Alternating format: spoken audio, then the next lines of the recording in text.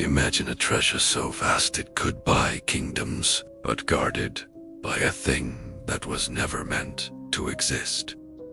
This is the hoard of the wizard beast. There had happened in a teeming and many-towered city of Zeth, one of those incidents which are prone to take place in all capitals of all worlds, nor simply because Zeth lies on a planet of strange beasts and stranger vegetation. Did this incident differ greatly from what might have occurred in London or Paris or any of the great governing towns we know? Through the cleverly concealed dishonesty of an aged but shrewd official, the treasury was exhausted. No shining fruilder, as of old, lay stacked about the stronger, and over empty coffers, the sardonic spider wove webs of mocking design. When, at last, the Gipeth Yalden entered that obscure vault and discovered the thefts, there were left only some phlegmatic rats which peered sharply at him as at an alien intruder. There had been no accountings since Kishay. The old keeper had died many moon turns before, and great was Yalden's dismay to find this emptiness instead of the expected wealth. The indifference of the small creatures in the cracks between the flagstones could not spread itself to him. This was a very grave matter, and would have to be met in a very prompt and serious way. Clearly, there was nothing to do but consult Urn, and Urn was a highly portentous being. Urn, though a creature of extremely doubtful nature, was the virtual ruler of Zeth. It obviously belonged somewhere in the outer abyss, but it blundered into Zeth one night and suffered capture by the Shamith priests. The coincidence of its excessively bizarre aspect and its innate gift of mimicry had impressed the Sacred Brothers as offering vast possibilities. Hence, in the end, they had set it up as a god and an oracle, organizing a new brotherhood to serve it and, incidentally, to suggest the edicts it should utter and the replies it should give. Like the Delphi and Didana of a later world, Urn grew famous as a giver of judgments and solver of riddles, nor did its essence differ from them, save that it lay infinitely earlier in time and upon an elder world where all things might happen. And now Yalden, being not above the credulousness of his day and planet, had set out for the close-guarded and richly fitted hall, wherein Orin brooded and mimicked the promptings of the priests.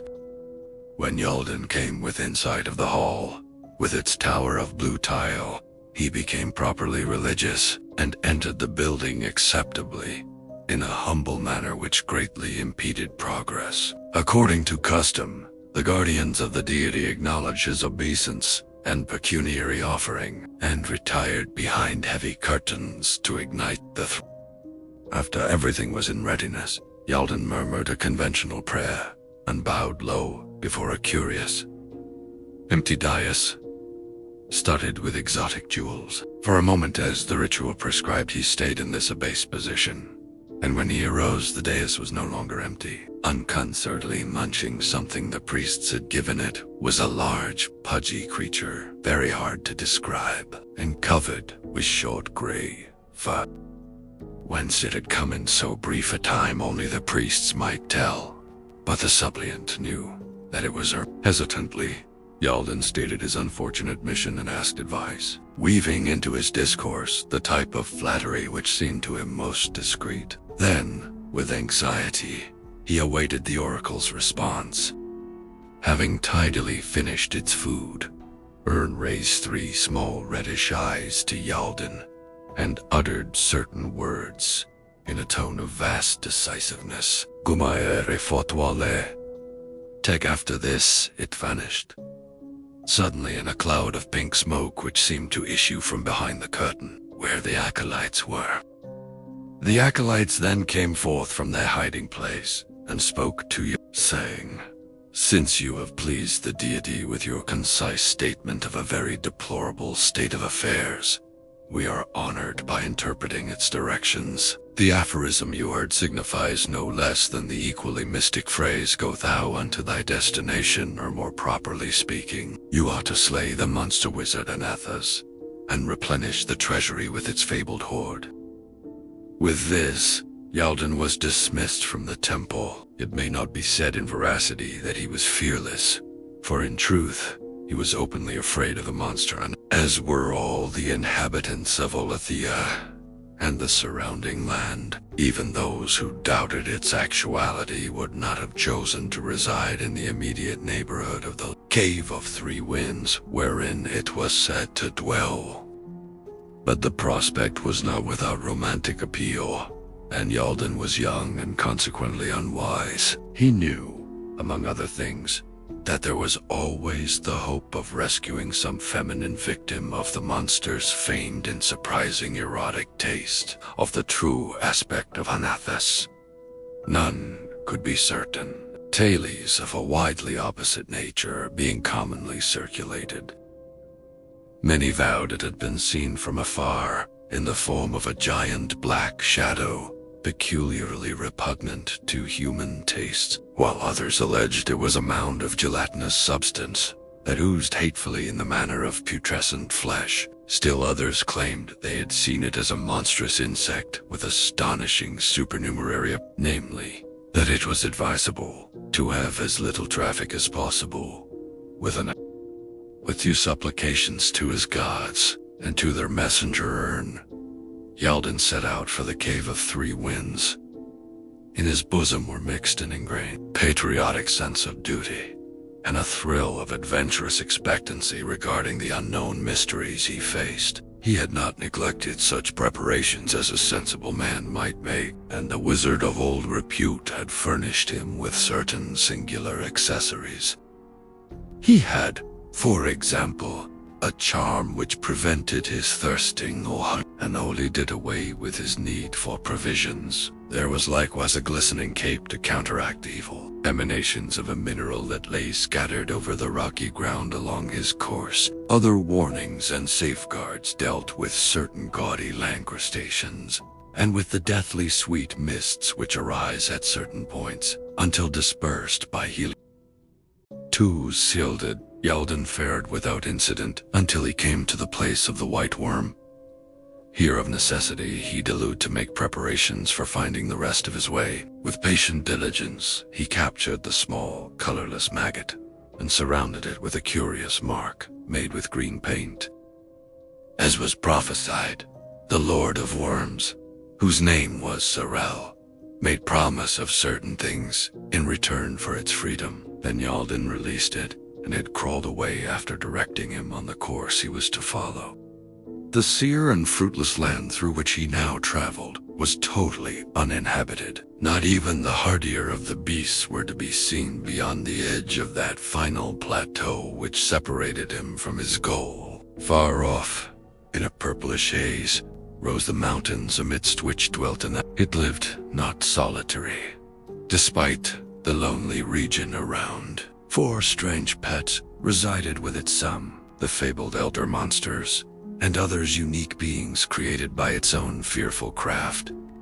At the heart of its cave, Legia said, Anathas had concealed an enormous hoard of jewels, gold, and other things of fabulous value. Why so potent a wonder worker should care for such gods, or revel in the counting of money, was by no means clear. But many things attested the truths of these tastes.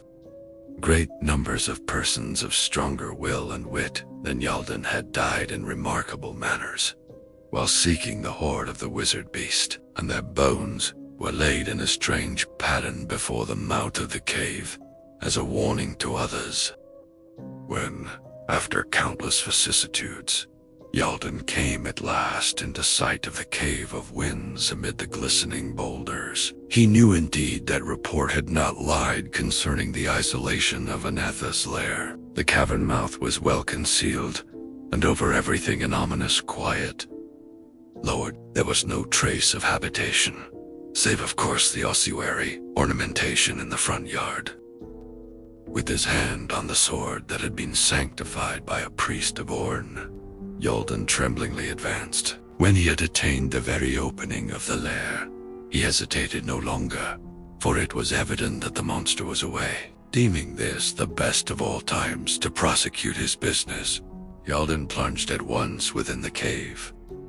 The interior was very cramped and exceedingly dirty, but the roof glittered with an innumerable array of small, varicolored lights, the source of which was not to be perceived. In the rear yawned another opening, either natural or artificial, and to this black, glow-arched burrow Yalden hastened, crawling within it on hands and knees.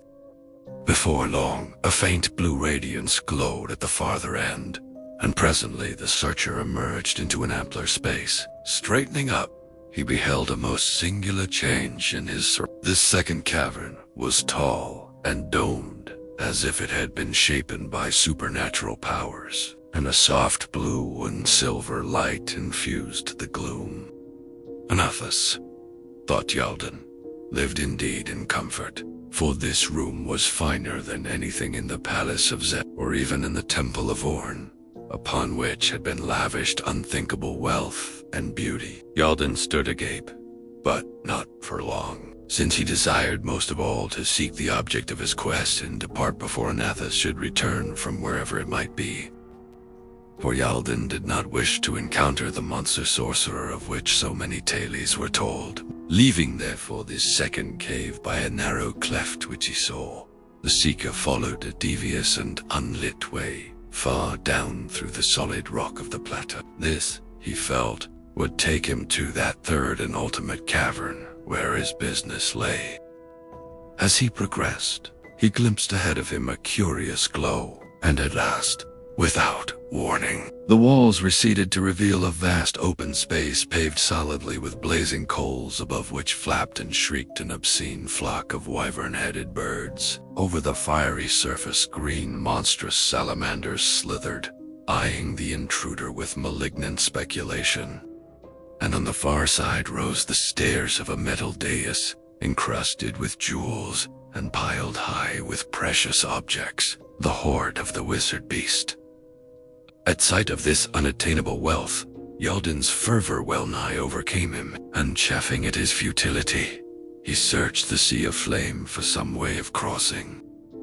This, he soon perceived, was not readily to be found, for in all that glowing crypt there was only a slight crescent of flooring near the entrance which a mortal man might hope to walk on. Desperation, however, possessed him, so that at last he resolved to risk all and try the fiery pavement. Better to die in the quest than to return empty-handed. With teeth set, he started toward the sea of flame, heedless of what might follow. As it was, surprise seared him almost as vehemently as he had expected the flames to do for with his advance. The glowing floor divided to form a narrow lane of safe, cool earth, leading straight to the golden throne. Half-dazed, and heedless of whatever might underlie such curiously favoring magic, Yalden drew his sword and strode boldly betwixt the walls of flame that rose from the rifted pavement. The heat hurt him not at all, and the wyvern creatures drew back, hissing, and did not molest him. The horde now glistened close at hand, and Yalden thought of how he would return to Zed, laden with fabulous spoils and worshipped by throngs as a hero. In his joy, he forgot to wonder at Anathus' lax care of its treasures, nor did the very friendly behavior of the fiery pavement seem in any way remarkable. Even the huge arched opening behind the dais, so oddly invisible from across the cavern, failed to disturb him seriously. Only when he had mounted the broad stair of the dais and stood ankle-deep amid bizarre golden relics of other ages and other worlds, and the lovely luminous gems from unknown mines and of unknown natures and meanings, did Yalden begin to realize that anything was wrong. But now he perceived that the miraculous passage through the flaming floor was closing again. leaving him marooned on the dais with the glittering treasure he had sought. And when it had fully closed, and his eyes had circled round vainly for some way of escape, he was hardly reassured by the shapeless jelly-like shadow which loomed, colossal and stinking in the great archway behind the dais. He was not permitted to faint, but was forced to observe that this shadow was infinitely more hideous than anything hinted in any popular legend, and that its 7 iridescent eyes were regarding him with placid amusement.